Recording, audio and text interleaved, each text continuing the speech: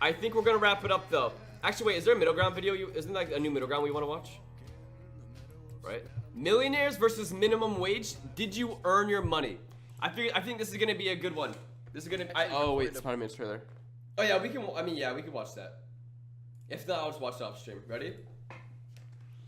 This is gonna be. I don't know. I don't know. Pre-roll that went wrong, so we're re-recording it here right now. We did a past version of this episode about a year ago. Go check out that episode.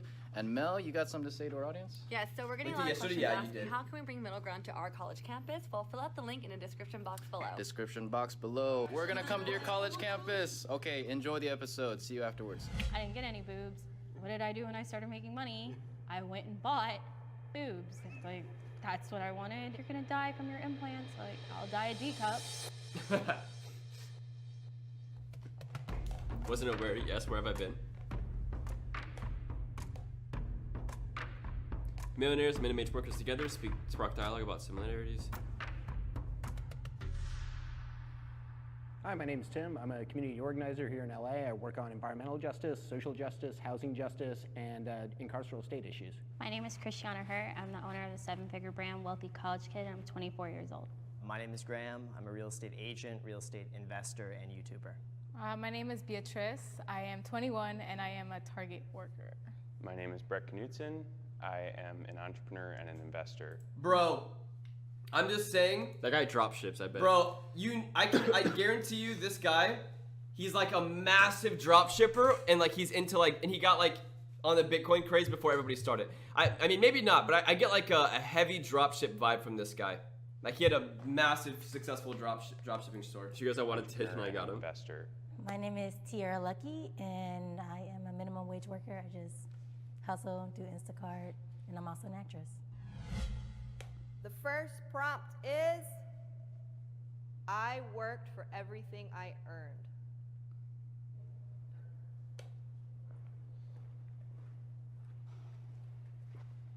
So I grew up with two parents that were basically paycheck to paycheck, and none of them had any extra money. It was by seeing my parents struggle like that that I really realized the value of money. So I basically poured everything I think that's where a lot of millionaires get it from. Work.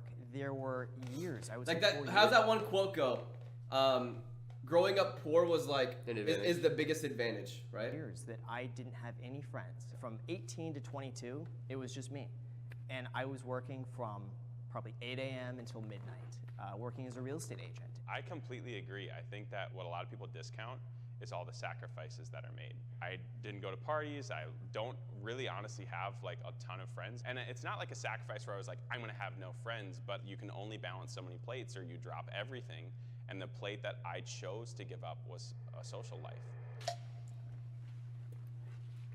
There's a lot of labor and communal effort that goes into getting all of us here that we don't get paid for, that other people don't get paid for. The examples that you two gave. Probably go through us, so I hope it's sleeping for chat. I think it's good so far. You both earn your money by extracting value from capital transactions. You know, you are not building the house you're selling. You're not out there working like in a slave mine, pulling selenium out of the earth like some people on this planet are. Yeah, but it doesn't matter. We have to re-understand what it means to earn money and how we all interact to do that. How would you address based off extracting value if you start a company from the ground and then you build it into a multi-million-dollar company? But no one does that because there's investors and stuff that come in too. Not always. Most of the time. I mean, you have to get capital from somewhere. I have raised money before. Yeah. But I've also started companies that I didn't raise money for. How would you finance them? By working a part-time retail job for minimum wage and then saving it up and then putting it in. I have felt judged for my income level.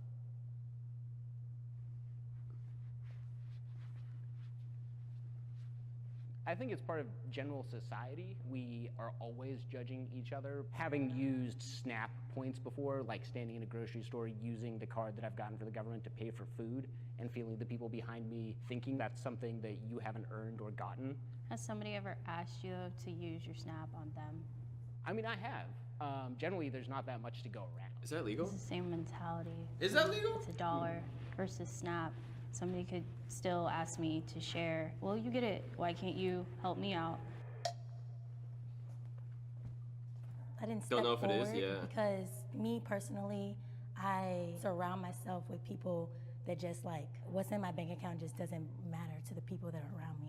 I do think a lot of judgment towards how much you make reflects on like your dating experience. That I do feel. See, I've never had that because I'm so frugal. If there are girls that are out there who want me for my money, like they should know I'm probably like the cheapest person out there.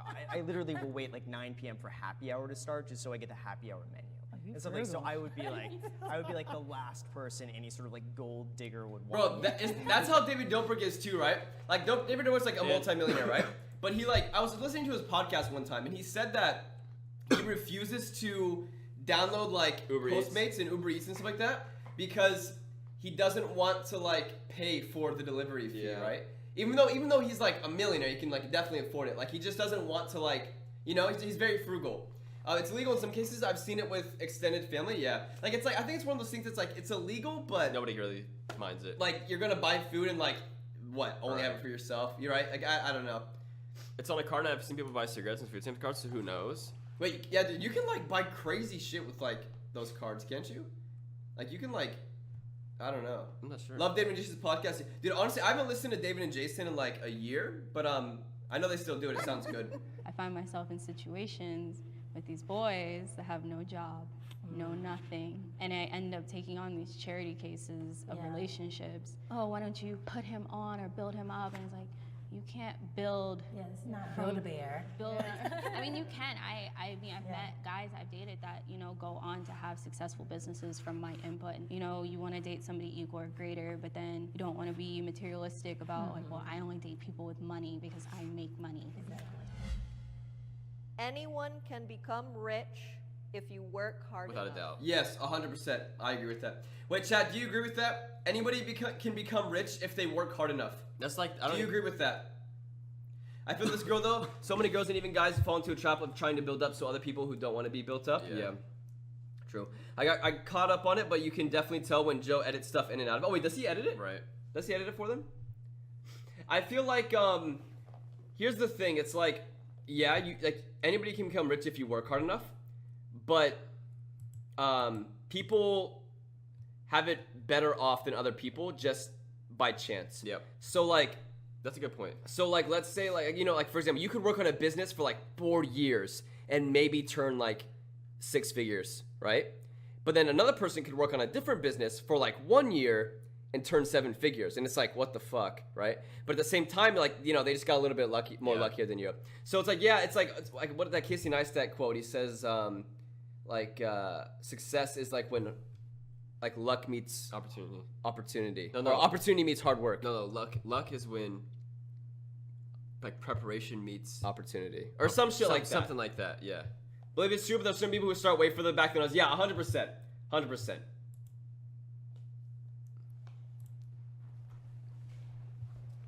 So I just think that anyone could become rich if they actually like believed in themselves and took the risk to actually believe in themselves, that there is some success at the end of the line of that.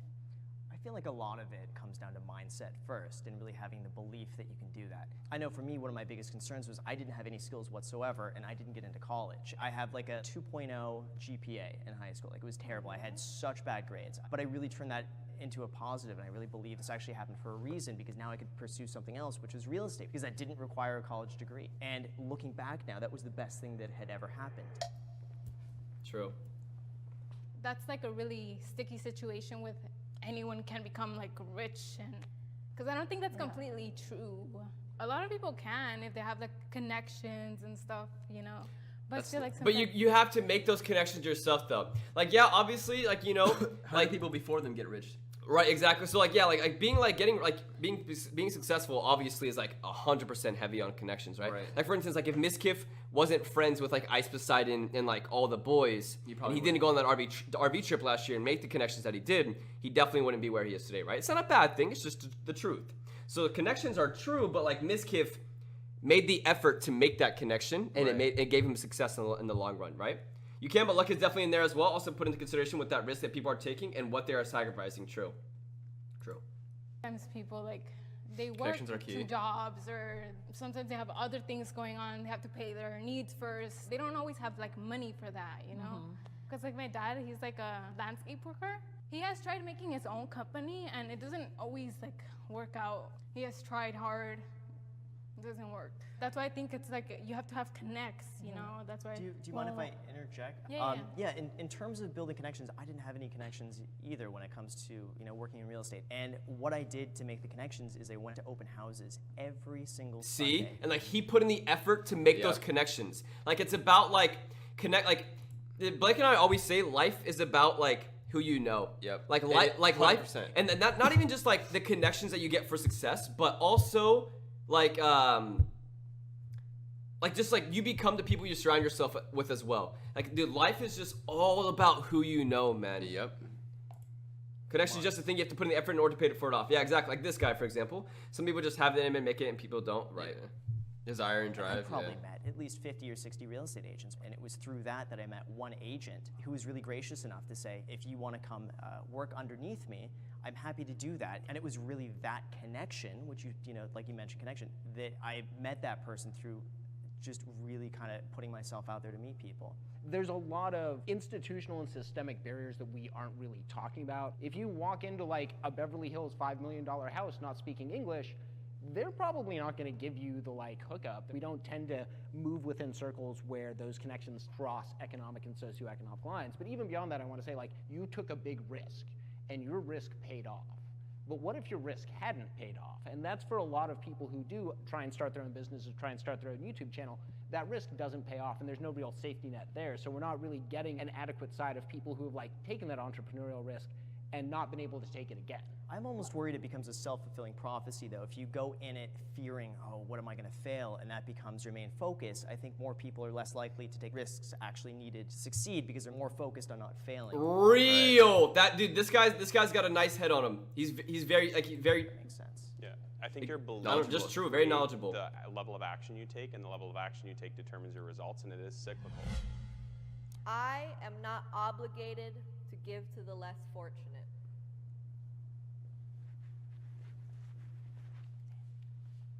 So the reason I stood up on this one is one of the missions in my organizing is getting away from this kind of notion that we have that charity or philanthropy is the way in which we solve social problems. At the same time, like, I still give people money when I have Let him speak further? Yeah, I'm not sure what his channel name is. Totally opposed to it. I agree with that. I've given people money and not gotten it back. I've given people money and they've wasted it on drugs. Why did I even give you the money to begin with if you weren't going to use it to better yourself? Is it my job to make sure that you're not going hungry? No, we have plenty of organizations that will make sure that you're eating, make sure that you have a roof over your head. Yeah. It doesn't have to fall on my shoulders, per se. True. And I think people get upset when others already have those connections and seeing them succeed so fast. I feel like you can't be jealous or upset about that because everyone is different and everybody's level of effort varies, but I could be overthinking. I think you're right. Like, and that's just the luck part, right? So like if you were like, for instance, like E-Rob, he's Tyler One's little brother, like without a straight up luck. And that's just straight up luck.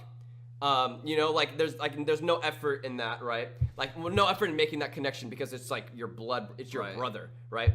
But there is an effort to him actually streaming. Right, and going through with it. Yeah. So like, you know what I mean? And that's just lucky on his part, but he put the effort in to like make it happen with the luck he was given. Yeah, another example of that is the Jenners, right? Like Kylie and them. Mm-hmm. They, like, the Kardashians were there before them, but they still had to put the effort in. Like, they were millionaires on birth, but you know what I mean? Like, they still made their own business and stuff. And I know they had the upper hand on it, but it's still, like, I don't think people should discredit the Kardashians or Jenners because of it.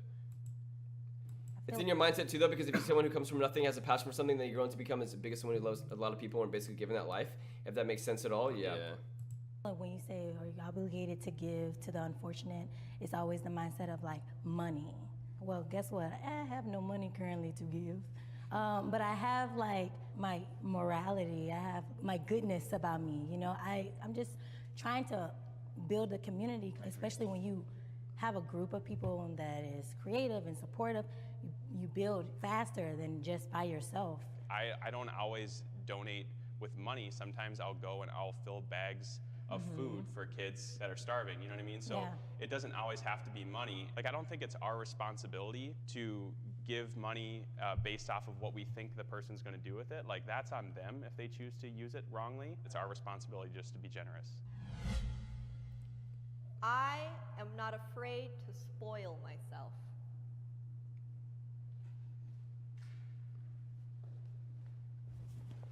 I personally do spoil myself. I work hard to be able to go into a store and get something for myself. I bought a $4,000 hairless cat that I had genetically made. And when I was in high school... A $4,000 Come on. hairless cat genetically made. When I started making money, I went and got that cat. You know, when you're in middle school and everybody's hitting puberty and getting taller and boobs, and I didn't get any boobs. What did I do when I started making money?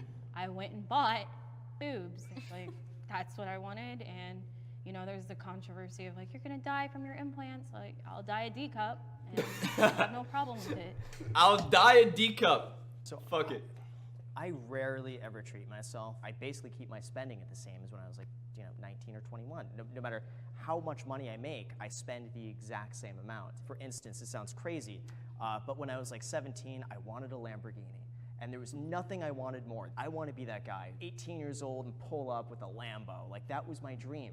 But when I actually got the money to go and buy the car, all of a sudden I realized, like, wait a second, that's stupid. I'm not going to get the car. I'm going to invest it in real estate instead. But then I'm going to wait, and then I'm going to get the Lamborghini. And then you save up even more, and then you realize, wait, the Lambo is still stupid. Let me go and, invest it. And even now, like, the chase and ambition of getting something is way more fun and enjoyable. Real. Than actually getting that thing. It's real, free, dude. Free real estate. It's free. They don't really like the prop because it's so big, but interesting in what people consider spoiling. I guess, yeah, that's a good point. Yeah, true. Because it's like, if you spoil yourself to like, like an ice cream, right? Like, does that count as spoiling? Or are we talking like only big purchases, Right. That's kind of true though, man. That's kind of true. Myself, because I always buy. Like hitting diamond in league. Like, hitting, like wanting to hit diamond and like the journey to diamond in league was more fun than like hitting diamond in league, Needs first. I usually wait till like my next check to see if I have extra money, and if I do, then I spoil myself. But if I don't, then I don't. I think it's interesting also that almost all of us have associated spoiling ourselves with spending money, and at the same time said spending that money is very unfulfilling. It's weird because even myself, like, I really just like having an F-off day and I just hang out and don't do anything and have any responsibilities, but I don't think about it as spoiling myself, even though that's my favorite time to spend. It's fine to spoil myself with McDonald's. I'm a loser. Wish I had more money.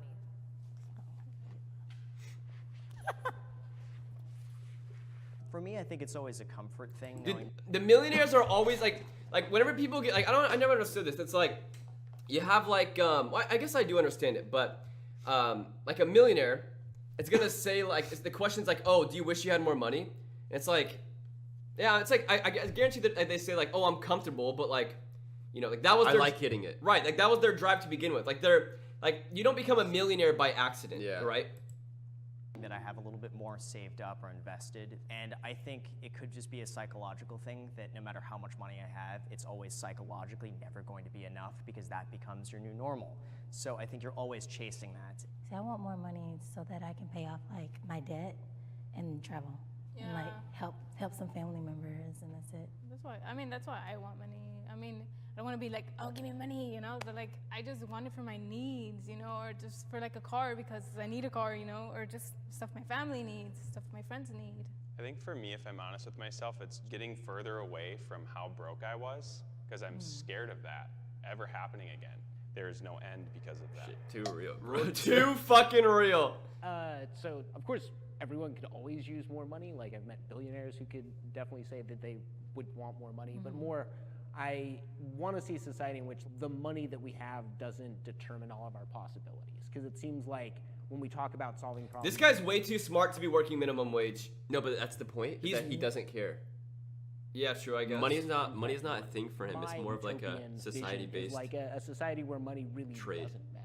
Because we don't really need it to figure out value. But it makes a good translation for the time being. Like he sees it more as a trading than he does it as a like. Oh yeah, no, I'll tell you all about credit card trading.